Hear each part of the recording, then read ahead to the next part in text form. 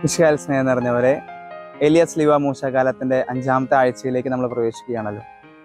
ഈ ഞായറാഴ്ചയിലേക്ക് തിരുസഭ മാതാവ് ധ്യാന വിചിന്തനത്തിനായിട്ട് നൽകിയിരിക്കുന്ന വചനഭാഗം വിശുദ്ധ മത്തായി അറിയിച്ച സുവിശേഷം 20-ാം അധ്യായം 1 മുതൽ 16 വരെയുള്ള തിരുവചനങ്ങളാണ്. മുന്തിരിത്തോട്ടത്തിലെ കൃഷിക്കാരെ പറ്റിയുള്ളതാണ് ഈശോ പറഞ്ഞു നമുക്ക് തരുന്ന ഈ ഉപമ. മുന്തിരിത്തോട്ടത്തിലെ കൃഷിക്കാർ എന്നതിനേക്കാൾ മുന്തിരിത്തോട്ടത്തിലേക്ക് വിളിക്കപ്പെട്ട വേലക്കാർ എന്ന് പറയുന്നതായിരിക്കും ആ ഉപമയെ പറ്റി പറയുവാനായിട്ട് ഏറ്റവും ഉചിതമായ വാക്കുകൾ. കാരണം ഈ ഉപമ പറഞ്ഞു തുടങ്ങുമ്പോൾ ഈ വേലക്കാർ മുന്തിരിത്തോട്ടത്തിന് അകത്തല്ല, അവർ പുറത്താണ്. ആ ഉടമസ്ഥർ അവർ വെറുതെ നിൽക്കുന്നത് കണ്ടിട്ട് അവരെ ക്ഷണിച്ചിട്ടാണ് ഈ വേലക്കാർ മുന്തിരിത്തോട്ടത്തിലേക്ക് പണി ചെയ്യുവാനായിട്ട് വരുന്നത്. തുടർന്നുള്ള സംഭവങ്ങളും നമുക്കറിയാം. അവർ വേല ചെയ്യുന്നു. പല സമയങ്ങളായിട്ട് ഒരുപാട് വേലക്കാർ ഈ മുന്തിരിത്തോട്ടത്തിലേക്ക് കടന്നു വന്നുകൊണ്ട് അവരുടെ പണി ചെയ്യുന്നു. ഏറ്റവും ഒടുവിൽ വേതനം കൊടുക്കുമ്പോൾ ഒരു കൂട്ടം ജോലിക്കാർ മാത്രം, ഒരു കൂട്ടം വേലക്കാർ മാത്രം ഈ ഉടമസ്ഥനെതിരെ പിറുപിറുക്കുന്നതായിട്ട് നമ്മൾ കാണുന്നുണ്ട്. അവർക്ക് പിറുപിറുക്കാനായിട്ട് എല്ലാ അവകാശവും ഉണ്ട്. അവർക്ക് ഉടമസ്ഥനെതിരെ പരാതി പറയാനായിട്ട് എല്ലാ അവകാശവും ഉണ്ട്. കാരണം മാനുഷിക രീതിയിൽ ചിന്തിച്ചാൽ വലിയൊരു അനീതിയാണ് അവിടെ നടക്കുന്നതായിട്ട് ഈ ഉപമയുടെ അവസാനം നമുക്ക് കാണുവാൻ സാധിക്കുന്നത്. കേവലം 1 മണിക്കൂർ പണിത ഒരു മനുഷ്യനും അവർ പരാതി പറയുന്നത് പോലെ തന്നെ പകലിൻ്റെ ചൂടും അധ്വാനവും സഹിച്ച് കഷ്ടപ്പെട്ട് പണിയെടുത്തവർക്കും ഒരേ വേദന തന്നെ ലഭിക്കുന്നു. നമ്മൾ എന്തൊക്കെ രീതിയിൽ ചിന്തിച്ചാലും ഇതിനെ ന്യായീകരിക്കാനായിട്ട് ഒരു കാര്യം പോലും നമുക്ക് പറയുവാനായിട്ട് സാധിക്കുകയില്ല. എന്നിട്ടും ആ ഉടമസ്ഥൻ ഉറപ്പിച്ചു പറയുന്നു, സഹോദര, നിങ്ങൾക്കെതിരെ ഞാനൊരു അനീതിയും ചെയ്തിട്ടില്ല എന്ന്. പലപ്പോഴും ഒരു ചോദ്യം ഉയരാറുണ്ട് നമ്മുടെയൊക്കെ ഇടയിൽ, എന്തുകൊണ്ടാണ് ഈശോ ഈ ഉടമസ്ഥന്റെ പക്ഷം ചേർന്നുകൊണ്ട് ഈ ഉപമ പറയുന്നതെന്ന്. പ്രിയപ്പെട്ടവരെ, ദൈവത്തിൻ്റെ കരുണയുടെ മുഖവും ദൈവത്തിൻ്റെ നീതിയുടെ മുഖവും ഒരുപോലെ നമുക്ക് വെളിവാക്കി തരുന്ന ഒരു ഉപമയാണ് ഈശോ ഈ ഉപമയിലൂടെ നമുക്ക് പറഞ്ഞു തരുന്നത്.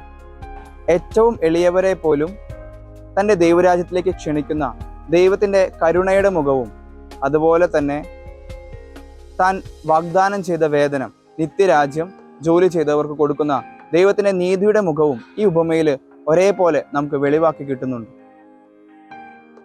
പ്രിയപ്പെട്ടവരെ, അതോടൊപ്പം തന്നെ ഈ പരാതി പറയുന്നവരെ പറ്റി കൂടെ നമുക്കൊന്നുകൂടെ ചിന്തിക്കാം. ഈ പരാതി പറയുന്നവർ മറന്നു പോകുന്ന ഒരു കാര്യമുണ്ട്. ഇവരെ ഉടമസ്ഥൻ തൻ്റെ ഇടത്തിൽ ജോലി ചെയ്യുന്നതിനായിട്ട്, തൻ്റെ മുന്തിരിത്തോട്ടത്തിൽ കൃഷി ചെയ്യുന്നതിനായിട്ട് ക്ഷണിച്ചതുകൊണ്ടാണ് അവരിന്ന് ഈ മുന്തിരിത്തോട്ടത്തിൽ ആയിരിക്കുന്നതും അവിടെ ജോലി ചെയ്തതും. അവർക്ക് തുല്യമായ വേതനം കിട്ടിയില്ല എന്ന് പറഞ്ഞുകൊണ്ട് അവർ ഇപ്പോൾ പരാതി പറയുന്നതും ഉടമസ്ഥനെതിരെ പിറുപിറുക്കുന്നതും. നമ്മളും പലപ്പോഴും ഇങ്ങനെ ആവാറുണ്ട്. നമുക്ക് ലഭിച്ച അനുഗ്രഹങ്ങളെ പറ്റി ഓർത്ത് ചിന്തിച്ച് നന്ദി പറയാതെ മറ്റുള്ളവർക്ക് എന്ത് ലഭിച്ചു, മറ്റുള്ളവർക്ക് എന്ത് അനുഗ്രഹങ്ങൾ ലഭിച്ചു എന്ന് ചിന്തിച്ചുകൊണ്ട് നമ്മുടെ അനുഗ്രഹങ്ങളെ മറന്നുകൊണ്ട് ദൈവത്തിനെതിരെ പിറുപിറുക്കുന്നവരാണ് നമ്മളിൽ പലരും. ഈ ഉപമ പ്രധാനമായും നമ്മോട് പറയുന്നത് ഭൗതികമായ അനുഗ്രഹങ്ങളും ഭൗതികമായ നേട്ടങ്ങളെക്കാൾ അധികമായിട്ട് ദൈവം നൽകുന്ന ആത്മീയ അനുഗ്രഹമായ ഏറ്റവും വലിയ ദാനമായ ദൈവരാജ്യം സ്വന്തമാക്കുവാനായിട്ട് നമുക്ക് ലഭിച്ചിരിക്കുന്ന ക്ഷണത്തെ പറ്റിയാണ്.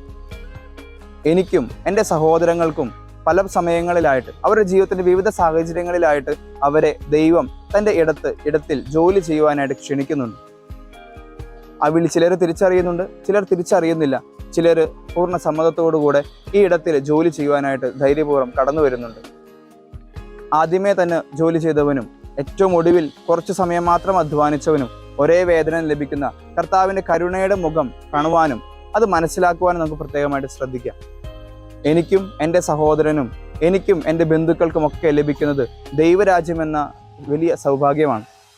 അതുകൊണ്ട് ഇന്നത്തെ ഈ തിരുവചനം, ഈ ഉപമ നമ്മളോട് പറയുന്നത് മറ്റുള്ളവരിലേക്ക് ശ്രദ്ധ തിരിക്കാതെ, മറ്റുള്ളവർക്ക് ലഭിക്കുന്ന ഭൗതിക നേട്ടങ്ങളിലേക്ക് മാത്രം ശ്രദ്ധ വയ്ക്കാതെ എനിക്കും അവനും ഉറപ്പായിട്ടും കിട്ടാനിരിക്കുന്ന നിത്യരാജ്യത്തെപ്പറ്റി സ്വപ്നം കണ്ടുകൊണ്ട് ആ വലിയ ഭാഗ്യത്തെപ്പറ്റി ഓർത്ത് ദൈവത്തെ നന്ദി പറഞ്ഞുകൊണ്ട് മാമോദീസയിലൂടെ അതിനായിട്ട് നാം വിളിക്കപ്പെട്ടതിനെ ഓർത്ത് ദൈവത്തിന് നന്ദി പറഞ്ഞുകൊണ്ട് ആ നന്ദി നിറഞ്ഞ ഒരു ഹൃദയത്തോടു കൂടെ അനുദിനം ദൈവത്തിൻ്റെ മുന്തിരിത്തോട്ടത്തിൽ വേല ചെയ്യുക എന്നതാണ്.